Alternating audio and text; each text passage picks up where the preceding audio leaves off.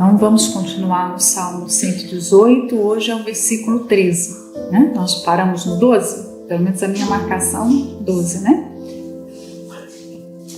Com força me impelistes para me fazeres cair, porém o Senhor me ajudou.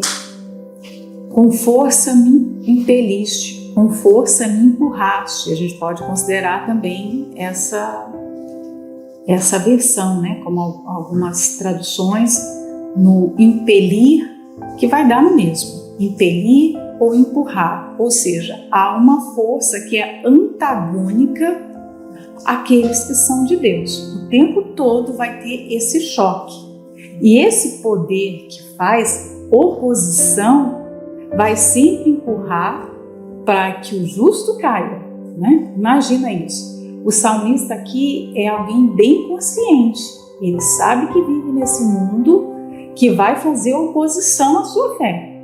Então ele está aqui dizendo, olha, era para me fazer cair, eu fui empurrado, e não foi empurrãozinho assim não. Não sei se vocês se lembram da época de criança tem uma mania de empurrar, não é? É só a gente parar um pouquinho para observar o jardim de infância, ou então as crianças, que elas empurram com a maior facilidade. Só que o empurrãozinho da criança é simples, né? Elas têm pouca força, elas não têm maldade, assim, não tem tanta maldade, que tem maldade sim, né? Mas aqui nós estamos falando do diabo e das pessoas que se deixam ser usadas pelo diabo. Quando elas empurram porque querem realmente o mal, elas querem que o outro caia, né? Mas o salmista fala aqui que, embora ele tenha sido empurrado, ele não caiu. E ele não caiu por quê? Porque ele era forte, porque ele era esperto, mais esperto do que aquela pessoa que estava sendo usada pelo diabo? Não, porque Deus o ajudou. É Deus que nos preserva da queda. Como eu falei numa meditação num dia desses, quando nós olhamos para a nossa história na obra de Deus, para o nosso passado, e nos lembramos de tantas pessoas que estiveram ao nosso lado, que caíram, todas vocês conhecem gente assim. O que você sente quando você pensa, poxa, aquela pessoa caiu, aquela também, aquela outra? Não dá aquela sensação assim, meu Deus, eu preciso ser muito grato ao Senhor, porque se eu estou aqui, eu não fui melhor do que aquela pessoa, foi o Senhor que foi muito bom para comigo, porque eu poderia estar no lugar daquela pessoa. Eu hoje poderia estar com meu casamento destruído, eu poderia estar fora da obra de Deus, eu poderia estar perdida, sem a fé, sem a salvação. Então, eu não caí porque o Senhor foi bom para comigo, né? Porque eu já vi muitos que quando olham para esses exemplos, ao invés de glorificar a Deus, as pessoas trazem um elogio para si. Eu não caí porque eu fiz isso, porque eu fiz aquilo, porque eu sou... Tipo assim, eu sou bom, aquela pessoa era ruim. O salmista fala, eu não caí porque Deus me ajudou. Então o louvor é para quem? Para ele. Não é? O louvor é para Deus. Não é para o homem, não é para o salmista.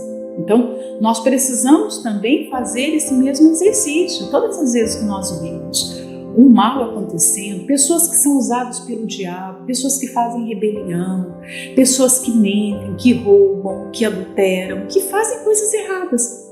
Quando você olha para essas pessoas, que feio, como elas são, sem temor, sem consideração. Eu acho que a gente deveria pensar assim, meu Deus, tem misericórdia de mim, porque o mesmo princípio do pecado que há naquela pessoa, há em todos os seres humanos, inclusive em mim. E para que eu não venha fazer uma coisa semelhante, que o Senhor me guarde, né? A oração do Pai Nosso é isso, não nos deixe cair em tentação, ou seja, há o risco de se cair em tentação. Se não houvesse, não haveria necessidade de se pedir. E a oração do Pai Nosso é para algumas pessoas? Não, é para todos. Então há o risco real, eminente, para todas as pessoas, né? Então, vamos pensar aqui em quantas pessoas foram empurradas, mas não caíram, né? Eu me lembrei, eu fiz esse exercíciozinho, você pode fazer também com outras pessoas da Bíblia, né? Saul empurrou Davi várias vezes. e Davi não caiu. Enquanto Davi se manteve ali temente na presença de Deus, embora ele tenha sido empurrado com força, ele não caiu. Ele só caiu quando nem tinha ninguém empurrando ele. Ele caiu sozinho, foi lá pro terraço do palácio e caiu. Olha só, que diferente, né? Eu coloquei aqui também Acabe e Jezabel, quando perseguiram Elias. Empurraram Elias para que ele caísse. Empurraram com tanta força que queriam a morte de Elias. Queriam a morte de Elias. Elias foi tão apertado pela perseguição que num dado momento ele falou o quê? Meu Deus, eu não sou melhor do que os meus pais. É melhor que o Senhor me mate aqui agora, porque olha como ele estava aflito, né? Mas Deus não respondeu a oração de Elias. Pelo contrário, ele nem experimentou a morte, ele foi arrebatado, né? Ele que achava que poderia ter morrido pelas mãos de Acabe e Jezabel, ele encontrou foi a glória de ter sido arrebatado. Nem experimentou a morte. Olha como Deus é bom. Ele não ajuda? Ele ajuda, né? Eu coloquei aqui Jeremias e os religiosos. Quantos religiosos perseguiram o profeta, jogaram ele na cisterna, né? no poço, bateram, traíram Jeremias da pior maneira. Jeremias teve uma vida de sofrimento, né? Mas em nenhum momento Deus permitiu que aqueles homens vencessem o profeta como eles queriam, né? Eu coloquei aqui também Judas e Jesus. Aí você pode pensar assim, mas Judas realmente empurrou Jesus, né? Ferir o calcanhar é colocar o pé para que a pessoa caia. Jesus fala sobre o ferimento no calcanhar, né? É aquela traição insidiosa que a pessoa faz, maquina, ela faz pelas costas, ela vai ali até ela dar o bote, como uma cobra, uma serpente, né? Então, Judas foi esse tipo de pessoa, né? E parece que Judas venceu, né? Eu coloquei Judas no meio desse exemplo, dos outros que parece que, né? Só os outros foram vitoriosos. Jesus parece que sucumbiu à traição de Judas. Não, Judas apenas serviu a Deus quando traiu Jesus. É assim que a gente precisa ver, né? Então, quando eu coloquei Judas, eu pensei, todos os homens de alguma forma vão servir aos propósitos de Deus. Alguns vão ser Judas, outros vão ser Pedro, Paulo, João, mas de uma maneira ou de outra. Todos vão servir a Deus de alguma forma, né? Porque Deus usou até a mula, o jumento, perdão, não é mula, o jumento lá de Balaão, né? Então, até o diabo acaba por cumprir o propósito de Deus. Então, quando o salmista fala aqui, eu fui empurrado, mas eu não caí porque Deus me ajudou, eu fui empurrado. E Deus estava no controle da situação em todos os momentos. Mesmo quando a gente parece que perdeu. Porque em algumas ocasiões da nossa vida nós vamos passar por situações que parece que o mal venceu. Parece, né? Só que nós precisamos conservar a nossa confiança como Jesus conservou. Ele não exaltou Judas como se ele tivesse vencido. Muito pelo contrário. Deus estava no controle o tempo todo. Ele era o autor daquela obra de redenção, mesmo que estivesse acontecendo por meio de um traidor, né? Então, como é que nós vamos servir a Deus? Como Judas ou como João, né? Toda a cena aqui passa na cabeça do salmista. Quando você vê aqui ele se lembrando do versículo, está tão vívido na cabeça dele, né? Que existiram situações, ocasiões em que ele foi empurrado, ou seja, haviam pessoas envolvidas naquelas situações dolorosas, mas o salmista não fala com mágoa, o salmista não fala com trauma, diferente de muitas pessoas que passam os seus sofrimentos na obra sofrimentos que envolvem outras pessoas e elas ficam traumatizadas e aborrecidas com as pessoas. E embora a situação de dor esteja na memória aqui do salmista, do escritor, ele não fala como alguém que ainda está ferido, mas ele fala como um testemunho: o Senhor me ajudou. Olha que diferença. Me empurraram, quiseram me derrubar, quiseram me fazer mal, mas eles não conseguiram por quê? Porque o Senhor está comigo. Então, quando as pessoas olham para nós, elas querem ver um testemunho. No fundo, todo mundo sabe que nós sofremos. Nós não precisamos nem ficar falando das nossas dores, né? Quem faz a obra de Deus? O pastor, a esposa. O povo, quando olha para nós, as pessoas sabem que nós passamos os nossos desertos, mas elas querem ver o quê? O meu pastor, o pastor com quem eu me converti, o pastor da minha igreja, porque não sei se vocês repararam, mas os obreiros falam com tanta alegria, né? O pastor da minha igreja, a esposa da minha igreja, né? Eles têm a gente como uma referência. Ontem eu estava conversando com uma obreira, já antiga, tem quase o tempo da fundação da igreja, né? Aí ela estava falando, quantas pessoas, né, saíram, não estão mais conosco, pessoas que nós conhecemos, pessoas que foram referências para nós na nossa caminhada. E hoje elas estão aí mostrando o quão perdidas estão. Então, quando eu escuto coisas assim, eu vejo o quanto isso dói, né, para os obreiros, dói para o povo falar. Por mais que nós venhamos preparar as pessoas para os escândalos, para as coisas ruins que elas possam vir a ver, mas no fundo, quem quer ver isso? O pastor que levantou aquele obreiro quer ter sempre a alegria de contar. O pastor que me levantou está na fé ainda, ele está velhinho, mas ele está lá na fé, não é assim? Ele quer ter essa alegria.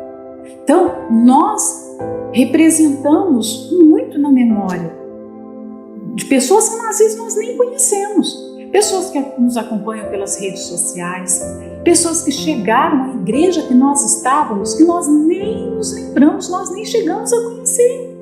E essas pessoas às vezes se lembram: aquele pastor ensinou isso, eu sei isso porque aquele pastor um dia na pregação falou isso, aquela pessoa, aquela esposa me atendeu. Então, nós precisamos cuidar da nossa fé por muitos motivos. O principal deles é pela nossa própria salvação. Mas tem um segundo porquê, uma segunda razão. Nós também somos referência para outras pessoas. Há um bastão que está na nossa mão, que nós temos que passar para a próxima geração, que vem a seguir da nossa. Foi passado esse bastão para nós. O que nós vamos fazer?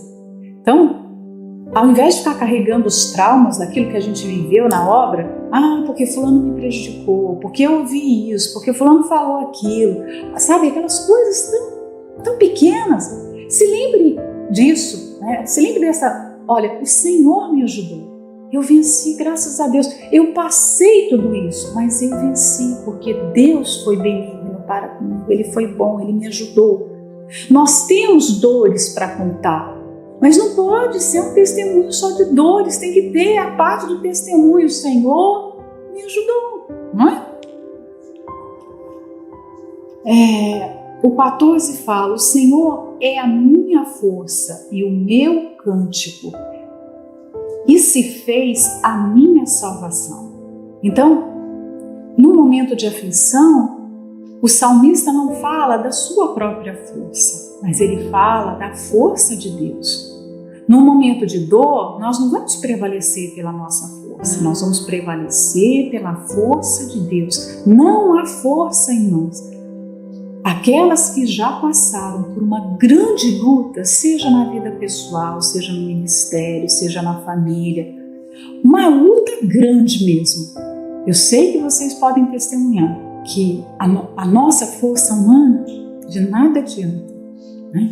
Se não é Deus, se não é a força dele, se não é o poder dele, todas nós sucumbimos. Então, é a força dele, né? E aí é muito interessante esse versículo. Eu lembro de um tempo atrás ter pregado isso para os jovens, já tem muito tempo, né? O Senhor é o meu cântico. Qual tem sido a nossa música? Né? O meu cântico. O Senhor é o meu cântico, Ele é a minha música. Quantas vezes ao longo do dia a gente se pega cantando alguma coisa, não é? Porque nós somos seres musicais, não é? Foi Deus que criou a música, nós somos seres musicais.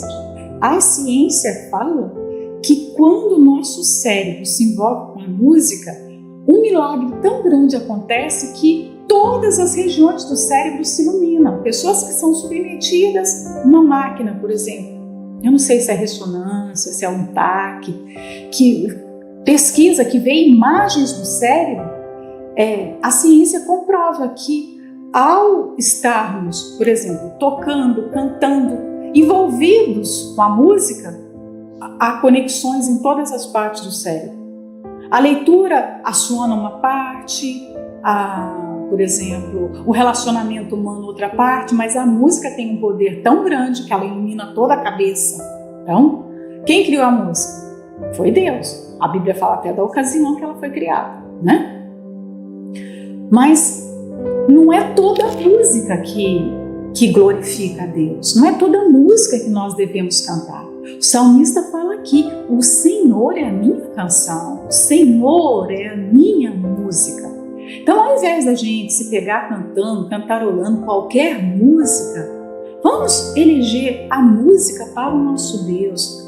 Há uma música que Ele deve ser ouvido. Quem dera se todas nós tivéssemos talento musical para compormos canções para o nosso Deus, porque todo cristão deveria fazer a sua música para Deus, não é? Todos nós. Eu ainda tenho sonho de fazer uma música, não consegui fazer ainda, mas eu acho que todo mundo tinha que fazer. É tipo aquela coisa, o incrédulo fala assim, tem que plantar uma árvore, tem que andar de bicicleta, e mais o quê? Eles falam 3 coisas, né? Eu acho que o cristão deveria ser isso, fazer uma ação, pelo menos uma, né? Tem um grande estudioso da Bíblia que viveu séculos e séculos, eu não me lembro o nome dele agora, ele tão apaixonado por Deus que ele fazia uma canção para cada culto. Ele era pastor também e ele levava aquele verso bíblico, né? Cantai ao Senhor um cântico novo, ele se dispôs a isso. E todo culto que ele fazia, ele tinha uma canção nova para... Eu não sei, não conheço as canções, não sei se as canções eram lindas, mas era a forma dele de oferecer algo para Deus, era a sua oferta, né? Ele queria honrar a Deus dessa forma. Então, o que nós temos cantado? Porque só Deus merece esse assovio, essa música que não sai da nossa cabeça, né? Eu sei que hoje nós cantamos o que os outros fizeram, né? Eu a vida inteira estou cantando o que os outros fizeram, não consegui cantar nada que eu mesma fiz. Mas mesmo que os outros fizeram, eu canto de todo o meu coração, eu canto com toda a minha fé, porque eu sei que o meu Deus merece isso. Então, o salmista fala, o Senhor é o meu cântico, né? E o Senhor se fez a minha salvação, ou seja, eu não tinha salvação. Por mim mesmo eu não conseguiria a salvação. O Senhor se tornou a minha salvação, né? O 15 fala, nas tendas dos justos há voz de júbilo e de salvação. A destra do Senhor faz proezas. Nas tendas dos justos aqui é na casa dos justos. Esse versículo aqui fala de família, fala de paz dentro da casa do justo, né? É um versículo que dá para usar nas reuniões de família, nas orações de família, porque esse é o projeto de Deus, que dentro da nossa casa haja essa voz de júbilo. Voz de júbilo é o quê? Alegria, haja paz, haja harmonia, né? Bem diferente do que existe na maioria dos lares. Nós fomos criados por Deus com esse projeto de vivermos com relacionamentos saudáveis, sem discórdias, sem discussões. Nós fomos criados para isso. A vontade de Deus era que na família o homem recebesse o amor mais profundo, recebesse um encorajamento para viver bem em sociedade. Mas é justamente o contrário. O ambiente familiar se tornou tão perigoso que a morte, você vê que quando o diabo entrou na família, ele causou o homicídio entre dois irmãos, ou seja, se tornou perigoso viver em família. E hoje mais perigoso ainda, pais matam filhos, filhos matam pais, coisas assim horríveis que acontecem. Mas o projeto de Deus é que isso acontecesse em todas as famílias da terra. Não é possível acontecer, porque nem todos servem a Deus, mas na casa do justo deve haver esse júbilo da salvação.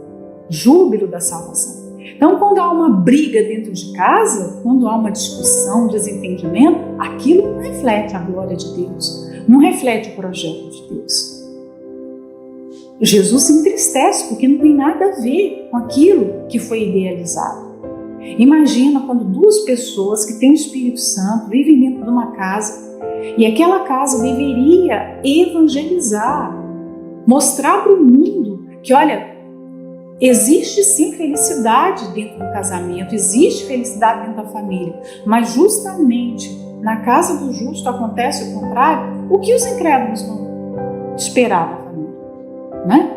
Se há infidelidade, se há maus tratos, se há gritos, se há mentira, se há indiferença, frieza, cada um para o lado, né? Cada um vive a sua vida.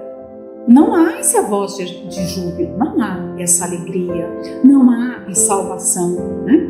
Mas até para aqueles lares onde não há isso, há esperança, porque aqui, olha o que fala, depois do ponto e vírgula, né? A destra do Senhor faz proezas, ou seja, a mão de Deus faz maravilhas, a mão, o braço forte de Deus, essa mão direita de Deus, a mão direita é a mão da força. Eu sei que os que são canhotos também têm força em mão canhota, né? Mas quando a gente fala de mão direita, é a mão que representa a força, porque a maioria é destra, né? Então,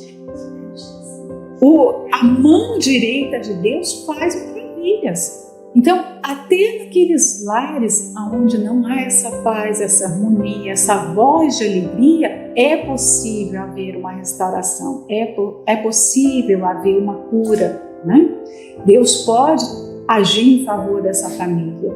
Ele continua sendo o Deus que nos salva em todos os sentidos. Ele não salva só a nossa alma do inferno.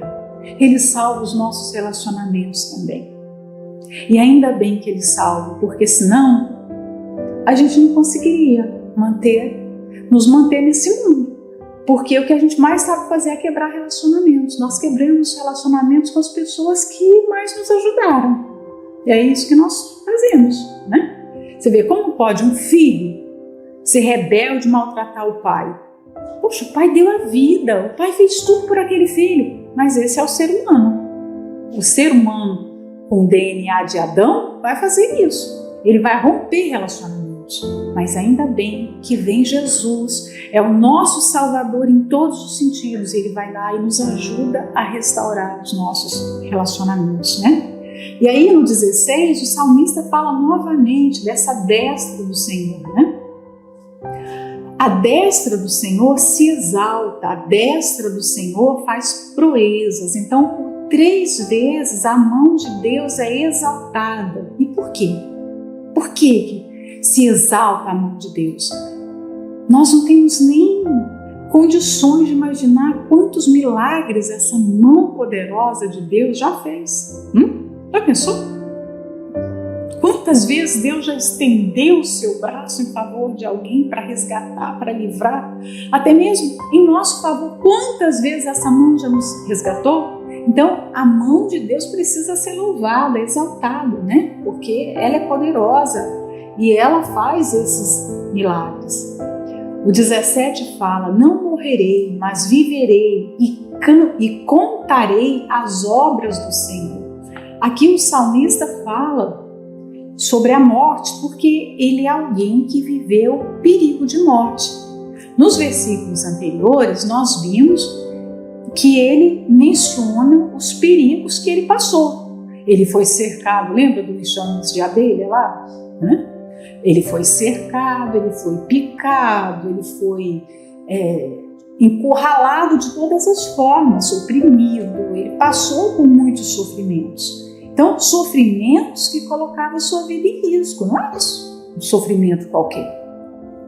E aqui no 13 nós vimos, no versículo que nós iniciamos a meditação, que ele foi empurrado com toda a força para cair, né? Então, o perigo que ele corria aqui era um perigo real, de vida, né? As pessoas não estavam ali só querendo prejudicar a sua carreira, era alguém que estava querendo acabar com a sua vida, né? Então havia um perigo grande de morte. Mas ele fala: não morrerei, mas viverei. E por quê? Ele tem consciência que a vida dele é mantida por Deus, que a vida dele está no controle de Deus. Nós vemos nas Escrituras que muitos homens já passaram perigos assim como o desse salmista. Eu coloquei aqui José. Olha o perigo que José passou. Junto dos seus irmãos. Olha o perigo. Jogado no poço, vendido como escravo. Depois, quando ele achava que estava em segurança na casa de Potifar, vem aquela mulher bandida, né, adúltera, que mente, e ele é jogado de novo na prisão. Olha o sofrimento que José passou, né? Eu coloquei o risco que Moisés passou ainda bebê. Por quê? Imagina ser colocado num cestinho e soltar no rio. E não é um rio qualquer não. Já seria uma loucura a gente colocar um bebê recém-nascido ali no Tejo. Mas nós estamos falando aqui do Nilo, o maior rio do mundo. Quem conhece o rio Amazonas, que em volume de água é o maior rio, né?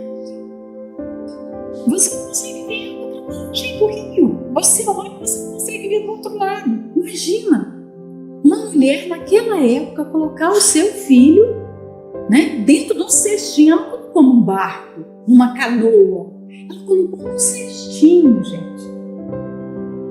Vamos combinar? Moisés correu risco de vida. Quem salvou a vida daquele pequeno bebê que não podia se defender? Porque nós, como adultos, ainda conseguimos fazer alguma coisa para nos proteger. Mas o que uma criança pode fazer para se proteger? Absolutamente nada. O que Moisés fez para se proteger da morte? Nada. Então, quando nós falamos eu não morrerei, mas eu viverei como salmista, nós estamos falando isso. Nós estamos declarando isso baseado no nosso esforço ou é uma declaração de fé? Isso aqui é uma declaração de fé, né?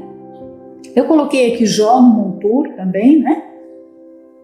Eu coloquei as fugas perigosas de Davi, não tem como a gente não se lembrar dos perigos de morte que Davi enfrentou. E quem sabe ele não é o autor desses salmos, né? Também.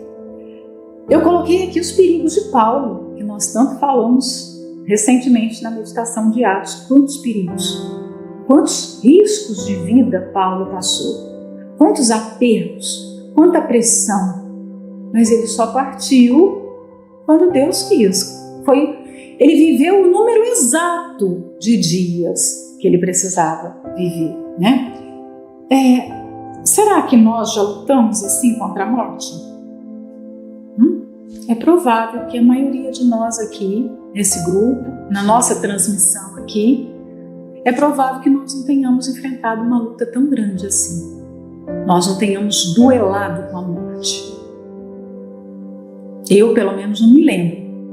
Eu sei que eu devo ter passado já risco de morte, certamente, mas que eu não soube. Jesus me livrou, me guardou, mas eu não precisei travar uma luta com a morte, um perigo de perseguição, que a minha vida estivesse ameaçada. Eu não tive uma doença mortal, eu não enfrentei perigos assim tão claros contra a morte, né? Poucas enfrentaram, mas Por exemplo, uma pessoa que enfrentou, ela deve ser muito consciente que se ela passou por esse duelo com a morte e ela hoje está viva, ela tem que cumprir isso que o salmista falou aqui.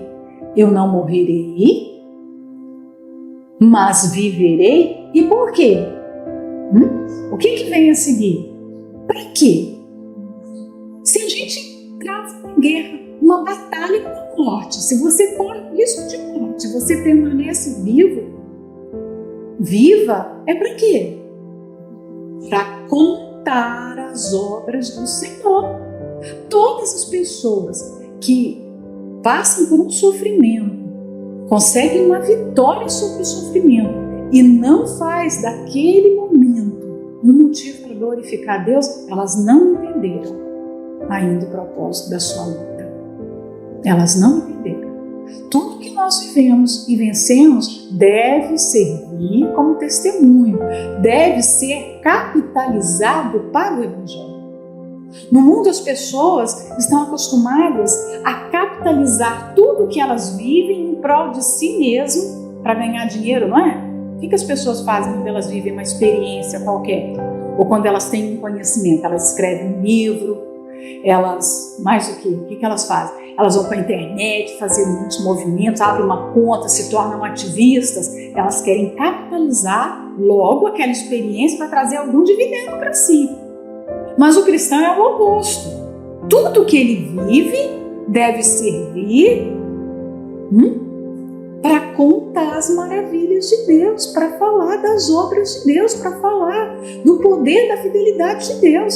Se isso não acontecer, essa pessoa está traindo ao Senhor que a ajudou a vencer aquele problema. É uma traição, é uma defraudação. Porque o salmista fala aqui, eu não morrerei, mas viverei e contarei.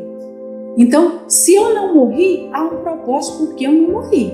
Teve um câncer, não morreu no câncer, porque quantas pessoas têm câncer e morrem com câncer? Morrem com cancro.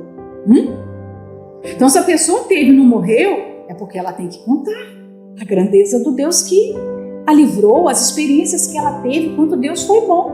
Se ela não contar, ela está negando a sua fé, ela está negando o Deus que deu poder a ela de vencer aquilo, né? Então, é necessário fazer essa devolução, porque isso aqui é uma devolução. Eu recebi uma dádiva, eu recebi graça para suportar e vencer, então eu devolvo para Deus isso, eu retorno para Ele, em forma de louvor, de agradecimento, de serviço, de testemunho, né? E também esse versículo aqui dá para a gente fazer uma referência com aquilo que Jesus disse, né? Aquele que crê em mim, vamos ver se vocês se lembram, não morre, mas vive para sempre. É isso aqui, não morre, mas vive para sempre. E conta as maravilhas de Deus para sempre. O 18 fala, o Senhor me castigou muito, mas não me entregou à morte. O salmista fala que ele foi muito afligido. Ele não foi pouco afligido, não. Ele sofreu muito. E ele aqui atribui a Deus, embora Deus não tenha feito, não tenha sido a causa de todos os problemas, mas Deus permitiu. Como Ele permite hoje tudo que a gente passa, né? Direto ou indiretamente, acaba que tudo procede dele, não é? Porque aquilo que Ele não causa, Ele permite. Vocês conseguem entender isso? Aquilo que Ele não causa, Ele permite. E se Ele permitiu, tem algum propósito. Então, aqui, o Espírito Santo usa esse escritor para nos ensinar algo muito profundo, né? Porque nós precisamos saber contar as nossas aflições, saber ver que por detrás de todas elas tem Deus, mas é um Deus amoroso que sabe exatamente o que está fazendo e que aquilo é para o nosso bem. Tanto é que, olha só como Ele tempera as nossas aflições. Olha o que vem depois da vírgula. Mas, que é o Senhor aqui, tem um ele aqui que está oculto, mas ele não me entregou à morte. Então, por mais lutas que nós venhamos passar, essa luta não tem a finalidade de nos matar. Deus permite as tribulações, os desertos, as dificuldades, como no caso de Jesus, o Espírito Santo levou Jesus para o deserto, né? O diabo levou para o alto do pináculo, para o alto monte, para o alto do pináculo, mas o Espírito Santo levou para o deserto. Parece que Deus é mau, o diabo é bom, né? Não parece? Mas não é. Jesus naquele momento precisava do deserto. Então Deus vai nos dar exatamente aquilo que nós precisamos. Então Ele é bom. O pináculo do templo não era bom, porque lá o diabo estava mostrando os reinos do mundo para tentar seduzir a Jesus, né?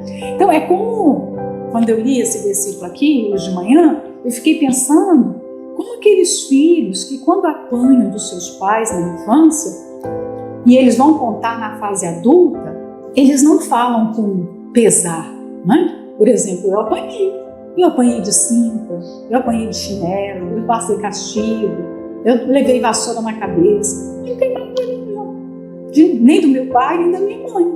Não tenho mágoa. E assim, eu sei olhar para trás hoje e pensar que aquilo me fez bem. Mas quantos filhos que quando vão falar de qualquer sofrimento ou castigo que os seus pais fizeram com eles na infância, eles falam o quê? Mágoa, né? Porque às vezes fala até com o pai, bota o dedo na cara do pai e da mãe, porque a senhora me bateu, porque o senhor fez isso. Eles não conseguem ver a desobediência que eles tiveram naquele momento, né? Que eles foram insolentes, que eles falaram palavrões, que eles de repente tiveram uma conduta desonesta na escola. Eles só lembram que foram afligidos pelos pais, mas não conseguem ser gratos pela correção.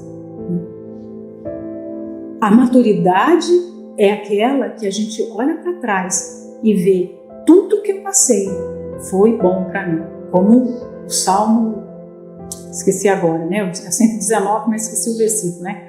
Foi-me bom ter passado pelas aflições. Por quê? Porque nas aflições eu aprendi os teus decretos, né? Então, nós precisamos ter maturidade para olhar para trás na nossa história, na obra de Deus, de olhar, perceber os nossos sofrimentos e pensar assim, foi bom tudo aquilo que eu passei. Não é olhar para trás, mas esse bispo, é igual os filhos fazem com os pais, mas aquele pastor, mas aquela pessoa que falou de mim, olha só, carregada de mágoa, de tristeza, de amargura. Aquele momento, aquela doença, porque aquilo, porque aquela perda, a forma como nós saímos daquele lugar, daquele outro lugar. Não, é olhar, olha, o Senhor permitiu tudo aquilo, né? Mas graças à tua bondade, à tua benignidade, nós não morremos. Foi bom. Não fala, não tem um ditado? O que não mata engorda? Não tem um negócio assim? Então, é aquilo. Não mata e vai fazer muito bem na fé. A gente tem que ter essa confiança, né? O salmista nessa oração aqui, ele deixa o seu relacionamento com Deus muito transparente, né? Ele fala aqui de uma forma tão transparente. Ele está expondo para pessoas que ele nem conhece, nem sabia onde aparecem esses salmos, né? A gente já está aqui em 2023, meditando e percebendo como é a vida dele com Deus. E ele está falando aqui, olha, o Senhor pegou pesado comigo, olha, eu levei umas boas chibatadas, mas ainda bem, o Senhor não me entregou para a morte, né? Olha isso, né? Uma vida muito clara, muito honesta com Deus. Ele não tem mágoa, ele não tem ressentimento, ele não tem tristeza com Deus como a nossa geração hoje tem. Nós temos tanta gente magoada com Deus, magoada com a igreja, magoada com as pessoas, e reclama com um, e reclama com o outro, sabe resolver as coisas com Deus. Não sabe. Olha só, Vamos aprender aqui como se resolve as coisas, como se resolve os problemas, né? Vamos ter maturidade. O 19 fala: abri-me as portas da justiça, entrarei por elas e louvarei ao Senhor. As portas da justiça aqui eram as portas do templo, eram as portas do santuário. O salmista tem como seu desejo mais profundo entrar no santuário de Deus. Era o melhor lugar do mundo para ele, não tinha outro lugar. E a gente traduz esse templo hoje como a entrada na casa de Deus. Você vai ver um salmo que fala que nós devemos passar pelas portas da casa de Deus com salmos, com louvores, só passar louvando. Você não pode nem entrar descuidado, passar pelas portas da igreja como está passando em qualquer outro lugar. As pessoas entram pela porta do mercado e entra pela porta do shopping, pela porta do salão de beleza, um lugar qualquer. Pelas portas da casa de Deus, você não pode entrar de qualquer maneira. Você está entrando pelas portas da casa de Deus, pelas portas da justiça. Né? Então, ter a mente no lugar certo, entrando pelas portas da justiça, pelas portas da salvação. Jesus, se nós fizermos a leitura desse salmo do Novo Testamento, Jesus é essa porta da salvação, a porta da justiça que nós entramos. Né? Jesus é a porta, mas uma porta, como ele disse, qual é a característica da porta? Estreita. A porta para a salvação, a porta para o céu, não é a porta que todo mundo entra e entra de forma descuidada, entra até sem querer, porque vai sendo conduzida pela multidão. Não, é uma porta estreita, que você precisa ter consciência. Então, quando você pensa em porta da justiça aqui, você pensa também como um forte emblema que mostra que os hipócritas não vão conseguir entrar nessa porta. É a porta estreita. A hipocrisia deixa a pessoa inchada. Lembra do fermento? O fermento é ligado aos fariseus, aos religiosos, porque o fermento inchava. Quando foi estabelecido lá na Páscoa que o pão deveria ser sem fermento, o pão deveria ser o quê? Puro, honesto, ser como ele é. Porque o fermento faz crescer, faz a massa ficar maior, faz a massa ficar diferente.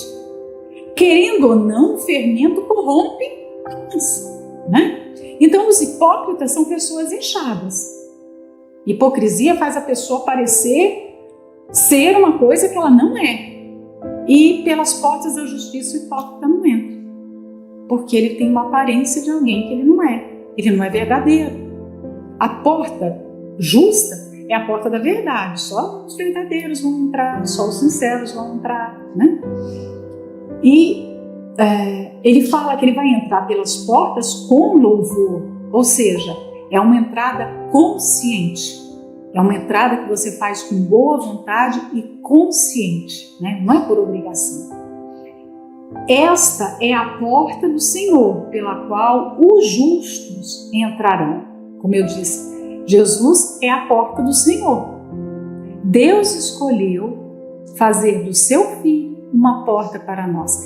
Ele chega a dizer, né, que vai lá em João 14, que eu vou para o Pai e vou preparar um lugar. Será que é porque não existia no céu lugar para nós? É isso? Jesus precisava chegar lá, dar uma mãozinha para o Pai para ele construir um lugar para receber os salvos? Não. Quando ele fala preparar um lugar, eu vou agora com o meu sangue providenciar a abertura dessa porta para vocês poderem entrar. Sem o meu sangue, ninguém pode entrar nesse santo lugar. Imagina o céu como um local que o único justo era Jesus. E ele vai agora com seu sangue se tornar o caminho, a entrada para podermos passar e entrar nesse local. Então, o céu é um lugar permitido só para os justos. Aqui fica claro, gente, né? Pela qual, a porta do Senhor, pela qual os justos entrarão. Ninguém que comete injustiça vai entrar. Olha quanto nós precisamos da misericórdia de Deus, da justiça de Jesus todos os dias, desse sangue que nos purifica, que nos justifica. Porque está aqui, diante dos nossos olhos, em alta e bom som, aqui está escrito, só vai entrar o justo. Nenhum injusto vai estar na eternidade com Deus. Nenhum injusto. O 21 fala: louvar-te-ei, pois me escutaste e te fizeste a minha salvação. Então, nós temos motivos de sobra para louvar a Deus, sobretudo pela salvação que Ele tem nos proporcionado todos os dias. Não tem bênção maior e melhor do que a salvação. Nada. A pessoa pode ter uma família restaurada, ela pode ter dinheiro, ela pode ter beleza, ela pode ter fama. Jesus falou, que adianta o homem ganhar o mundo? Ele pode ter o mundo. Imagina alguém que conquista o mundo inteiro. Se ele não tem a salvação, se a alma dele não é salva, não adianta nada, né? O 22 fala: a pedra que os edificadores rejeitaram tornou-se a cabeça da esquina. Nós sabemos que Davi foi uma pedra rejeitada, assim como José também foi, né? E muitos no passado também foram. Porque Deus escolheu, é como se fosse um mistério, que no passado era mistério, para a gente hoje é muito bem explicado, muito claro para a gente. Mas Deus escolheu pegar as coisas mais rejeitadas, as coisas vis desse mundo, e torná-las as coisas mais preciosas. Ele escolheu colocar riquezas naquilo que é rejeitado. Então, Davi foi um homem muito rejeitado, inclusive dentro da sua própria casa. E o que Deus fez com Davi? Tornou o rei mais importante da nação de Israel até os dias de hoje. Imagina, o homem mais importante de Israel depois de Jesus, Davi, né? É ainda enaltecido na nação de Israel. Mas a gente pode entender esse versículo, pode não, a gente deve entender esse versículo aqui sendo aplicado ao Senhor Jesus. Pedro usou essa referência tanto no livro de Atos quanto na sua carta, né? Lá no primeiro a Pedro, e você vai ver isso sendo aplicado, o conceito sendo aplicado em vários trechos das Escrituras. Deus escolheu colocar em Jesus todo o seu poder. A salvação que Ele quis dar ao homem, Ele colocou em Jesus. Só que ninguém foi tão rejeitado como Jesus, né? Ninguém foi tão rejeitado. Quando fala pedra angular, é a pedra principal da construção. É a pedra, ou pedra de esquina. Toda a obra que estava sendo feita precisava primeiro receber uma grande pedra que sobre ela seria feita a construção. Você vê lá em Israel, naquelas ruínas do templo, tem uma pedra gigante. Não sei quem já foi lá, que está na parte bem abaixo, né, na cidade de Jerusalém. Você entra nos túneis, assim, e você vai andando, uma pedra imensa, né? E o Senhor Jesus falou para os religiosos, né, que ele era uma pedra de tropeço, porque os religiosos eram construtores. E isso ele falou tendo o templo como ensinamento, porque eles sabiam sobre aquelas pedras. As pedras eram importantíssimas na construção do templo. E tinha aquela que era a pedra mais importante, a pedra angular, né? E o Senhor Jesus, quando falou que ele era a pedra rejeitada, ou seja, o Pai deu a vocês a oportunidade de construírem. Vocês constroem suas próprias vidas e vocês constroem a nação de Israel. Só que agora vocês estão tropeçando em mim. Imagine, quando Jesus, ao invés de se tornar a pedra que vai apoiar toda a construção, ele se torna a pedra que as pessoas vão cair. Não vão conseguir ultrapassar. Porque rejeitam, então acabam por tropeçar nele, né? Quando nós vemos aqui a pedra rejeitada na construção, Eu até coloquei aqui como referência do passado, mas eu acho que não vai dar tempo aqui de ler para vocês. Mas no passado, as pedras eram talhadas praticamente sem máquinas, porque não existia o que nós temos hoje para construção, os recursos que se tem hoje para construção. Então, quando a pedra não era ideal, ela era logo descartada. Tipo assim, o que a gente vai fazer com essa pedra? Então, se tinha um edifício muito importante, aquela pedra já não era mais usada. Ah, dessa pedra aí, vai construir uma casa, vai construir qualquer coisa, mas aqui para essa construção, não, as pedras eram cuidadosamente escolhidas, porque havia um valor agregado à construção de acordo com as pedras que são escolhidas. Como hoje, você vai comprar um imóvel, alugar um imóvel, o construtor vai falar, olha a pedra que foi usada no acabamento. Não é? Você fala, olha essa pedra que tem aqui, olha o revestimento aqui dessa parede. Né? Olha o revestimento do prédio do lado de fora. Naquela época eram as pedras. Né? Então Jesus foi descartado na nação. Olha que dor. Ele que era a pedra mais importante. A pedra que Israel deveria se apoiar. Mas os religiosos fizeram o quê? Convenceram a nação. Descarta essa pedra, ela não serve para nada. Hoje nós, como igreja, recebemos esse privilégio de sermos construtores. Como é que nós temos construído? Nós levamos as pessoas a considerar Jesus como a pedra angular, a pedra de esquina. Nós temos construído as nossas vidas sobre essa pedra, porque qualquer construção que tira Jesus e apoia qualquer outra coisa que não seja Ele, vai ruir. Onde foi parar aquele tempo? Onde foi parar toda aquela vida que existia em torno do templo? Há quantos anos os judeus não têm mais o templo? Rejeitaram Jesus.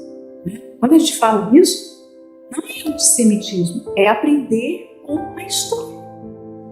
Porque a história se repete. Hoje, infelizmente, nós estamos vendo o mundo evangélico fazer a mesma coisa que os judeus fizeram. Rejeitam Jesus. Só que não falam como eles não falavam que estavam rejeitando a Deus. Hoje se rejeita no coração, mas a boca está ali. Não, está tudo certo, Jesus é maravilhoso, Jesus é o primeiro da minha vida, Jesus. Mas não é. Ele não é mais o primeiro. A igreja hoje é esse grande edifício. Sem Jesus, a igreja não vai se manter. Sem Jesus, a nossa vida não vai se manter. O 23 fala, da parte do Senhor se fez isto, maravilhoso é aos nossos olhos. Então, colocar Jesus, o mais rejeitado dos homens, aquele que nasceu da forma mais inusitada.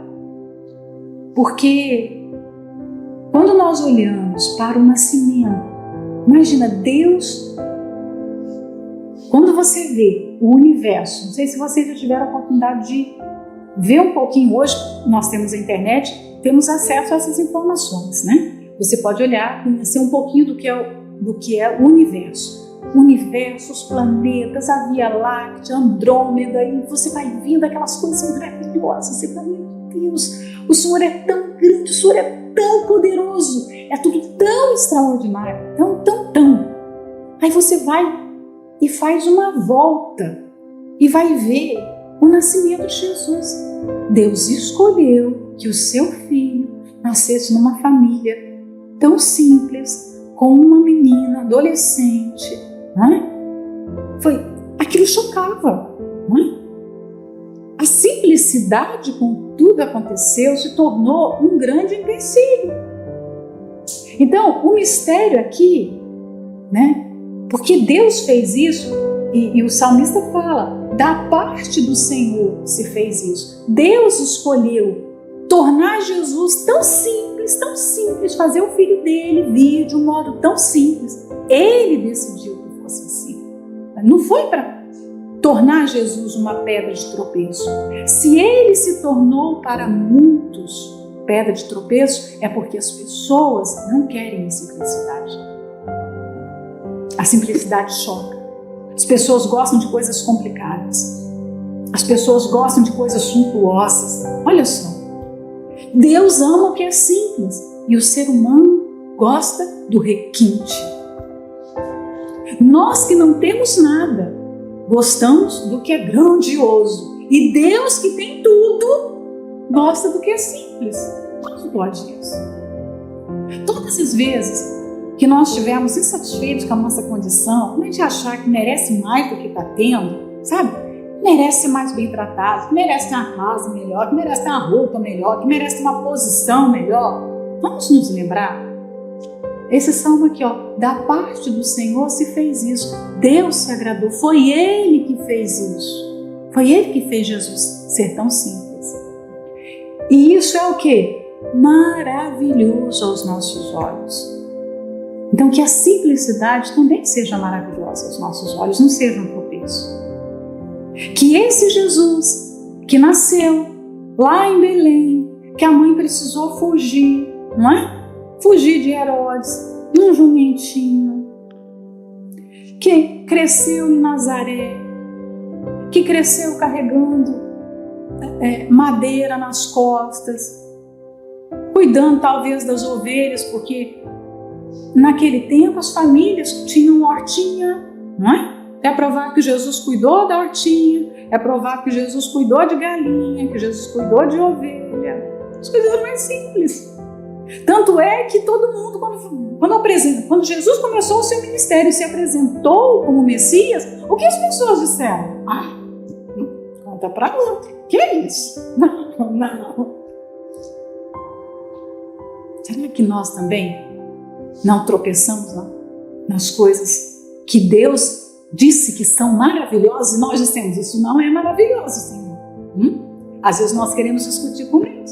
Ele fala que é maravilhoso, a gente fala que é o quê? Não, isso é um problema. Isso não é maravilhoso, isso é ruim, Senhor. Se Ele está falando que é maravilhoso, é maravilhoso.